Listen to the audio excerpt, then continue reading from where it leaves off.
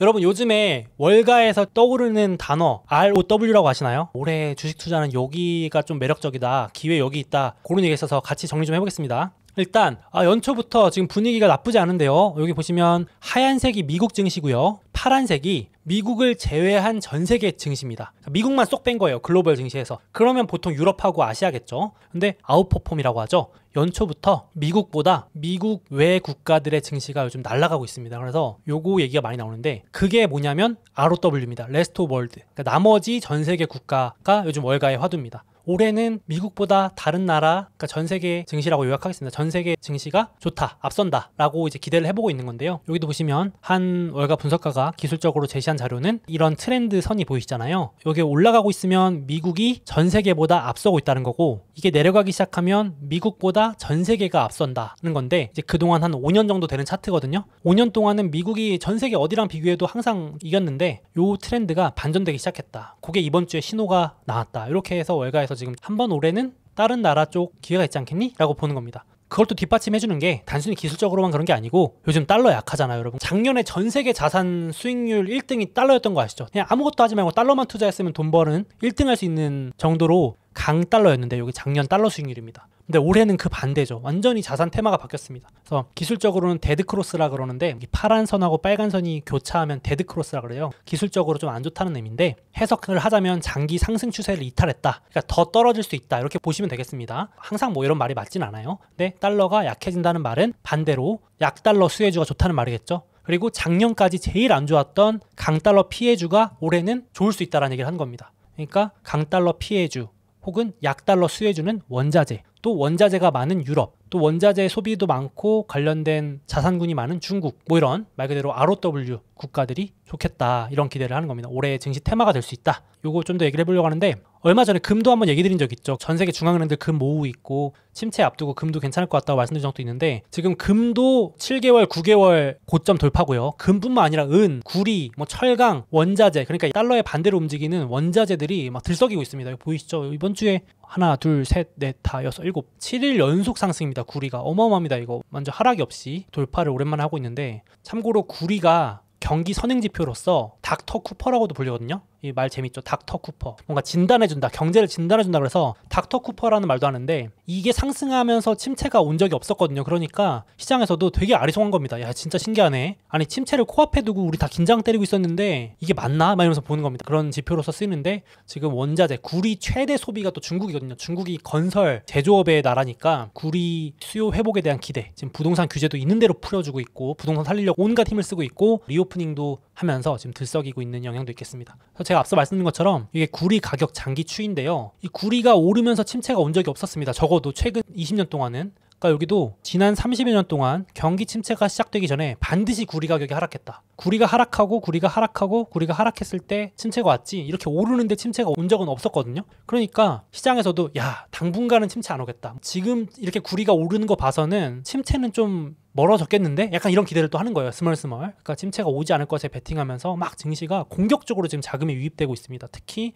유럽이나 아시아 이런 쪽에 들어가고 있는데, 특히나 구리와 이머징 주식, 우리 한국도 해당됩니다. 한국, 중국이 대표적인 나라죠. 그러니까 매우 유사하게 움직입니다. 여기 보시면 파란색 계열이 구리, 초록색 계열이 이머징 증시입니다. 어떠신가요? 되게 비슷하게 움직이죠. 그러니까 이머징 증시가 이런 경기 민감, 한국도 경기 민감 국가잖아요. 수출 국가기도 하고 제조업 이런 거에 상당히 민감한데 유사하게 움직이는 걸 볼 수 있습니다. 그래서 구리 가격 상승, 이머징 증시도 따라 올라갈 거라는 기대도 좀 불고 있다 보시면 될 것 같아요. 그래서 이번 주에도 아시아 증시가 사전적 의미로 강세장에 진입했습니다. 아니, 무슨 강세장이에요 하실 수 있는데, 바닥에서 20% 이상 상승하면 사전적 정의로 강세장이라고 하거든요.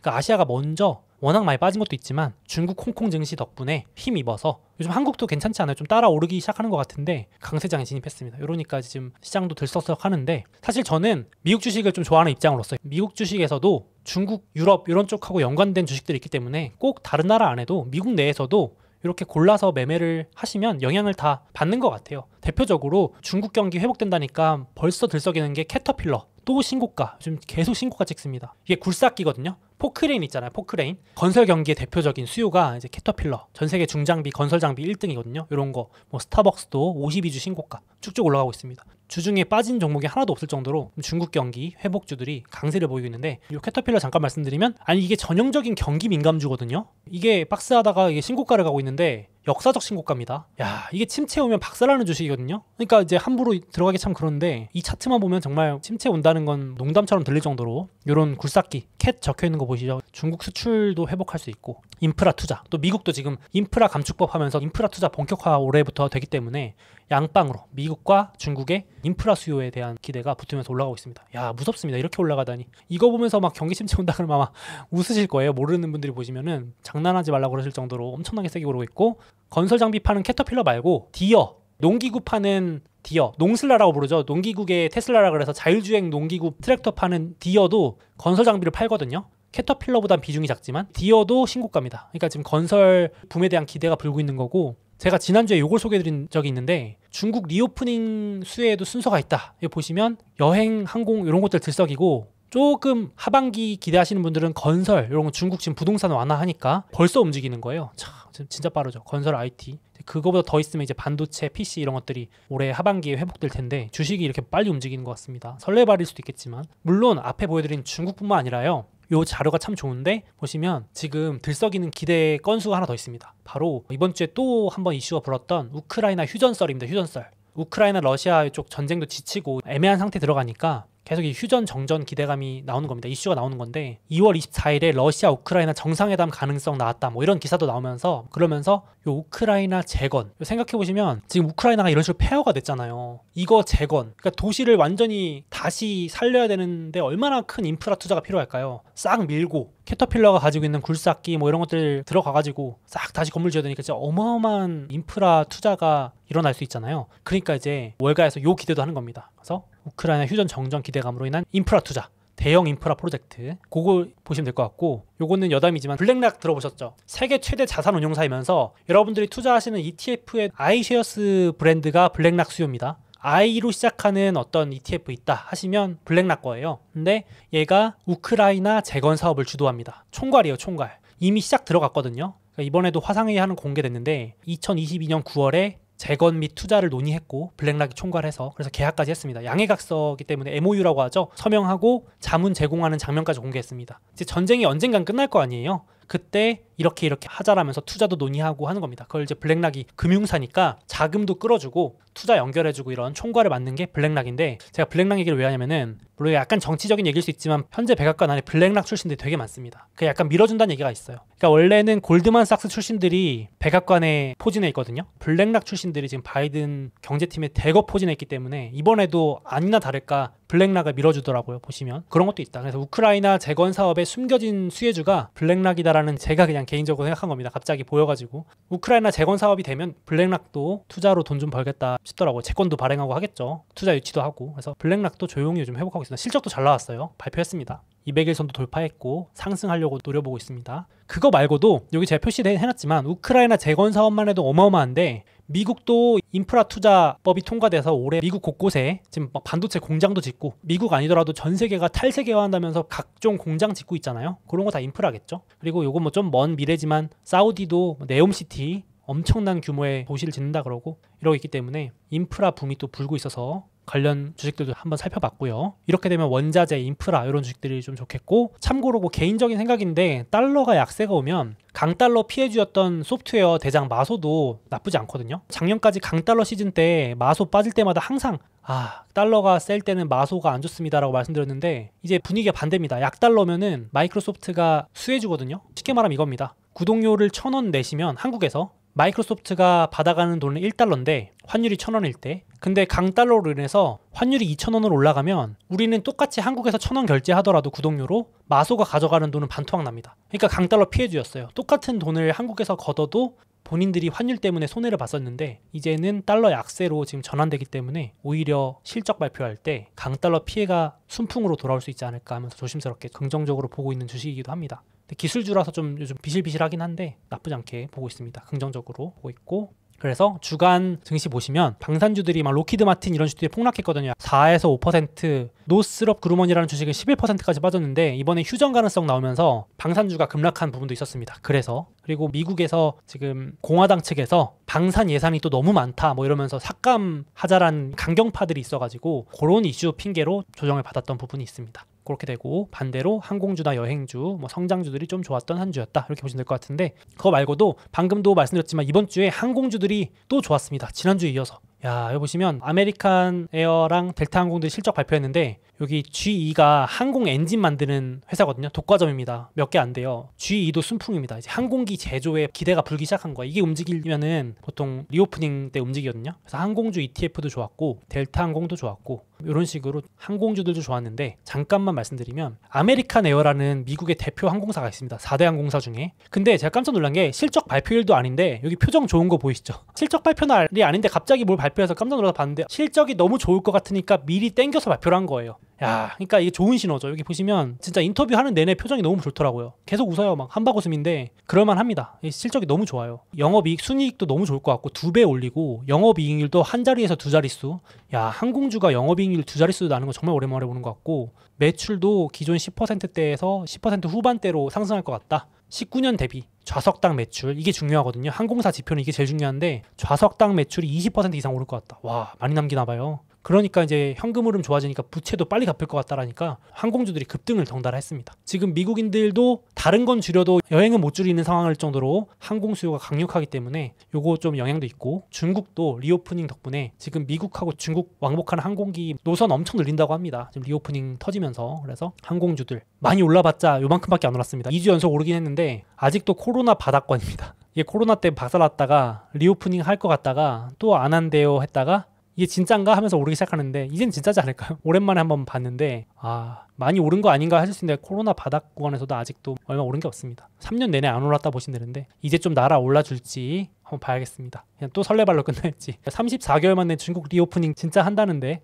아닌가요? 또 경기 침체 와서 무너질라나요? 또 의견도 달아주시면 좋겠고. 그리고 또 이번 주에 나이키도 CEO가 인터뷰를 했는데 표정이 밝잖아요. 요즘 자진해서 막 인터뷰들을 많이 해요. 실적들이 생각보다 괜찮은지 뭐라 그러냐면은 중국 소비가 너무 좋다 요즘에. 그러면서 아직 실적 발표는 전이지만 중국 G세대 있잖아요. 중국 1, 20대, 10대, 20대가 너무 나이키를 좋아한다네요. 그러면서 뻔한 얘기일 수 있지만 다시 한번 강조하더라고요. 그러니까 중국이 뭐 미국 불매운동 한다는 건 진짜 다 뻥인 게, 나이키 그때 막 불태우고 그랬었는데 달려든대요. 그래서 G세대가 앞으로도 너무너무 중요한데 지금 브랜드 선호도가 너무 좋고, 코로나 때문에 작년 말까지도 1,500개 매장을 폐쇄해놨다네요. 글쎄. 근데 올해 다 열릴 것 같다. 그래서 나이키도 재고가 작년까지 많아가지고 난리였거든요. 그러니까 재고가 지금 핵심인데, 앞선 영상에서도 테슬라도 재고 줄이기, TSMC도 재고 줄이기, 반도체도 재고 줄이기 들어가는데 나이키도 재고 5월까지 정상화 한다니까 이번 주 주가도 좀 괜찮았는데, 주가 보시면 흐름세가 강력합니다. 그래서 12월쯤에 실적 발표하면서 재고 증가율이 피크 친 것 같다라고 실적 발표하니까 급등 한번 했었거든요.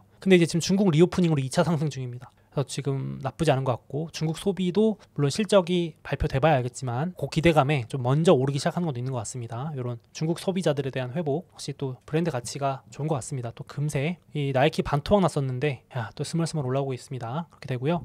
그리고 제가 지난주에도 중국이 2년 만에 대놓고 긍정적인 시그널을 주고 있다 말씀드렸는데, 업데이트 잠깐만 드리면 중국의 기업 알리바바의 자회사 엔트그룹이라는 곳에 규제를 완화해줬는데, 그러고 나서 금융 분야의 수장, 우리나라로 치면 금감원장입니다. 금융 규제에 강력한 힘을 가지고 있는 인민은행 1인자가 사실상 빅테크 규제 끝났다 발언을 했습니다. 뭐 완전히 대못을 뽑아주겠다라는 느낌이고요. 이거는 3년 정도 만에 처음으로 직접 규제 종료를 밝혔습니다. 평소 수준으로 돌아간다라는 말을 직접 했어요. 그래서 벌써 기대감에 중국 증시도 계속 오르고 있고, 텐센트 알리바바 풀어주니까 그동안 못했던 IPO, 자회사들 벌써 또 재상장하려고 들썩하고 있습니다. 작년에는 숨죽이고 있었는데 벌써 움직이는 것 같아요. 물론 저도 중국 주식을 직접 투자하는데 좀 조심스러운 이유가 이런 겁니다. 댓글에도 중국 주식에 대해서 이렇게 안 좋게 보시는 분들 되게 많은 거 저도 알고 있는데, 이런 게 좀 아쉬워요. 규제를 푼다고 해놓고 이 황금주라는 걸 또 도입한다고 발표한 거예요. 이게 뭐냐면 일명 특수관리주인데, 나라에서 1%만 지분을 사면 경영권에 간섭할 수 있는 겁니다. 이걸 황금주라 그럽니다. 그러니까 자본주의 하에서는 좀 말이 안 돼서 실제로 지금 국제사회에서는 다 사라졌거든요.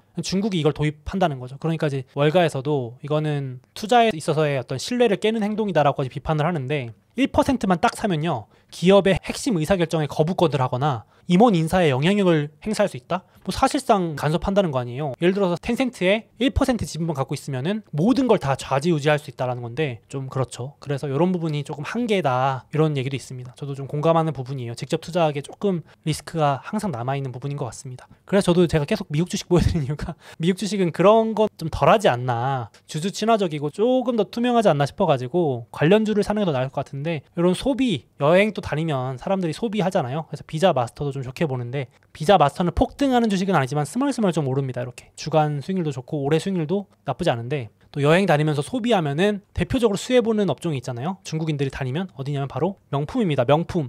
야, 여러분, 지금 제가 보고 깜짝 놀랐는데 유럽에서 가장 시총이 큰 회사가 루이비통 가지고 있는 LVMH 그룹이거든요. 이건 프랑스 상장돼 있는데 아쉽게도 미국은 상장이 안 돼 있습니다만은 이번 주 신고가 뚫었습니다. 와, 역사적 신고가예요. 아니, 유럽 침체 온다더니 주식이 무슨 루이비통 가지고 있는 LVMH, 이 LVMH 그룹을 가지고 있는 회장이 전 세계 1등 부자죠. 테슬라의 머스크를 꺾고, 원래는 머스크가 1등이었는데, 야, 그러니까 중국인들이 비행기 타고 카드 들고 가서 끓는 곳이 명품일 거다, 이렇게 보는 거죠, 시장에서는. 그래서 중국 경기 회복 기대에다가 유럽 회복까지 기대하면서 어마어마합니다. 진짜 많이 오르고 있고, 뭐 여담이지만 야, 이거 완전히 저 드라마 재벌집 막내 아들처럼 가족 경영을 정말 하더라고요. 유럽이 원래 가족 경영하는 회사들 많잖아요. LVMH 그룹의 회장의 장녀를 디올 CEO에 부임시켰습니다. 이제 그래서 증시에서 되게 좋게 본 거예요. 가족 경영을 굳건화한다 이러면서, 승계 구도를 명확히 했다, 이제 가족 간에 다툼이 없다 막 이러면서. 근데 드라마 같은데, 장녀는 디올, LVMH에서 가지고 있는 브랜드의 1, 2위가 서열이 루이비통이 있고 2위가 디올이래요. 영향력이. 장녀한테 디올을 주고 장남은 루이비통을 줬습니다. 이 회장인데 이제 승계 작업 들어가는 거죠. 5자녀는 모두 경영에 참여하고 있다. 차남은 티파니의 임원, 3남은 태그오이어 시계 회사의 CEO. 야, 진짜 부럽네요. 그래서 오른 것도 있다 보시면 있고. 근데 그게 아니더라도 지금 침체에 온다더니 유럽 증시들은 고점 코앞입니다. 영국은 심지어 역사적 고점을 돌파했고요. 하얀색. 유로존은 고점 직전. 프랑스 고점까지 10%도 안 남았습니다. 유로존도 고점 대비 10%도 안 남았습니다. 와, 어마어마한 것 같습니다. 이제 미국보다 앞서고 있다는 얘기가 그래서 나오고 있는 거고. 진짜 웃긴 것 같아요. 지난달까지 유럽 침체 들어간다고 공식 인정까지 했다 그랬는데, 유럽 중앙은행장이 이제 본격적으로 유럽이 경기 침체 들어간다고 본인들이 밝혔는데, 이번에 발표된 GDP 보니까 역성장이 아닌 거예요. 그러니까 침체에 탈출할 수 있다는 기대까지 나오는 겁니다. 그래서 그거 나오고 나서 독일 경제가 이번 겨울은 침체 피할 것 같다 보고서가 나오기 시작하고, 그러니까 증시 막 환호하고, 영국도 완전 러시아급의 경기 침체가 들어간다더니 마이너스가 아니라 플러스 성장을 했습니다. 서프라이즈가 나왔어요. 그러니까 증시가 막 신고점 뚫은 건데요. 이번에 월드컵이 대박이 나가지고 영국 분들이 축구에 또 진심이잖아요. 다 같이 나와가지고 레스토랑 펍에서 맥주 마시면서 응원한 효과가 엄청 컸다네요. 경기 내수 부양이 됐대요. 근데 그렇다 해도 침체를 벗어난다는 건 엄청난 것 같은데, 좀 더 있어봐야겠지만 당장은 경기가 생각보다 나쁘지 않다는 것 때문에 이렇게 오르고 있습니다.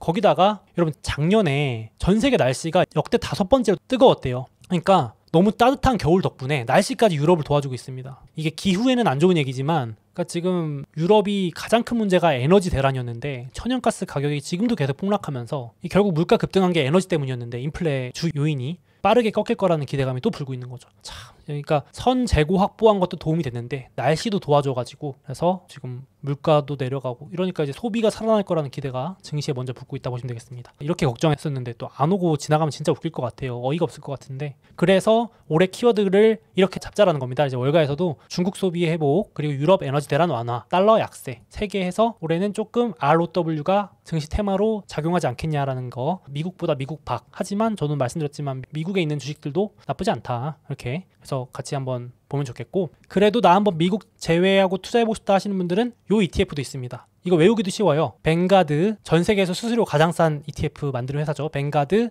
EXUS, Except US. 그러니까 미국을 제외한 뱅가드 거 해서 V Except US. 외우기도 쉽죠. 뱅가드 전 세계 ETF입니다. 증시 흐름은 이렇고요. 그래서 여기 투자하시면 미국을 제외한 전 세계에 투자하는 건데, 거의 유럽과 중국, 아시아입니다. 1, 2, 3, 4등이 이렇게 돼요. 유럽의 네슬레, 필수 생필품 회사, 반도체 대장 ASML, 그리고 루이비통 있고, TSMC 대만 거, 텐센트 중국 거, 이렇게 있습니다. 요거 보시면 될 것 같고, 저는 미국 외 자산에 자연스럽게 분산이 돼 있어요. 왜냐하면 제가 이걸 들고 있는데 유럽의 대장주 ASML에 제가 투자를 해놨기 때문에 유럽 주식이 좋으면 이것도 좋습니다, 상대적으로. 그래서 반도체 장비 세계 1등이면서도 유럽 자산에 배분하는 하나의 방법이다 보실 수도 있을 것 같아요. 반도체 장비 1등이면서 독점 회사라서 제가 좋아하는데, 증시 분위기도 나쁘지 않고, 물론 좀 단기 과열 이런 건 있는데 장기적으로 말씀드리는 겁니다. 그리고 대만, 아시아 증시 배분하고 싶다, 저 같은 경우는 미국에 상장된 대만 TSMC도 투자하면 저는 아시아 증시에 배분을 하는 셈이기 때문에 그렇게 볼 수 있겠습니다. 여기 최근에 좀 상승세 기록하고 있습니다. 이렇게도 방법이 될 수 있고, 여담이지만 요즘 진짜 자원 강국들이 주목받는 시대가 오고 있는 것 같아요. 이번 주에 결국은 테슬라가, 아직 확정은 아닌데 결국은 다음 공장으로 인도네시아 갈 것 같죠? 인도네시아 인구도 막 6억 7억 명 된다면서요. 그 머스크가 그때 한국 올 것처럼 좀 간보더니 결국은 인도네시아를 먼저 할 것 같아요. 아직 확정은 아닌데 클로스드딜이니까 특별한 일 없으면 할 것 같습니다. 왜냐면은 인도네시아가 니켈 최대 생산국이거든요. 니켈이 또 전기차에서 엄청 중요하잖아요. 그러니까 인도네시아 대통령이 테슬라 유치하려고 막 찾아가기도 하고 서로 만나서 미팅도 하고 이미 니켈 공급 계약도 맺고 되게 준비를 많이 했더라고요. 그래서 이거 만약에 100만 대 능력으로 지어지면 상하이보다도 많은 겁니다. 엄청 큰 공장이죠. 그래서 이렇게 되면 아시아에선 중국 다음으로 두 번째 공장이 인도네시아로 가는 거고, 야, 이거 보니까 진짜 원자재 강세되면서 달러 약세되면서 진짜 자원국들이 주목받는 시대인 것 같기도 하다, 이런 생각 들더라고요. 그러니까 원자재 관련주들도 좋을 것 같고, 그리고 전 세계적으로는 미국 밖에 중국 다음으로, 독일 다음으로 세 번째가 인도네시아가 될 것 같습니다. 인도네시아 공장이 참 부럽습니다. 이 자원 강국이, 또 우리나라도 자원 뭐 하나 났으면 참 좋았을 텐데. 참 여기도 보시면 기존 내연기관차에서 전기차로 변환될 때 니켈 엄청나게 들어갑니다. 니켈, 리튬도 들어가지만 절대량은 니켈도 어마어마하게 많고, 이 니켈의 수요는 2020년이 1이라고 했을 때 2040년에는 거의 19배, 20배가 증가, 리튬은 40배 증가. 리튬 강국들도 좋고 니켈 많이 갖고 있는 인도네시아도 참 부럽습니다. 그렇게 될 것 같아서 참고하시면 좋을 것 같고, 그래서 오늘은 요즘 월가에 떠오르는 단어이자 연초부터 좀 미국 증시도 좋은데 다른 나라들도 나쁘지 않은 모습이어서 넓게 한번 보는 차원에서 가져와 봤습니다. 누누이 말씀드리지만 저는 굳이 막 전 세계 주식 다 투자하는 것도 귀찮은데 미국 주식 내에서도 소개해드린 것처럼 약달러 수혜주나 원자재나 소비회복 관련주를 노려볼 만 하겠습니다. 그렇게 배분하시는 것도 나쁘지 않지 않나 싶습니다. 물론 항상 리스크 관리는 꼭 같이 하면서 투자를 했으면 좋겠습니다.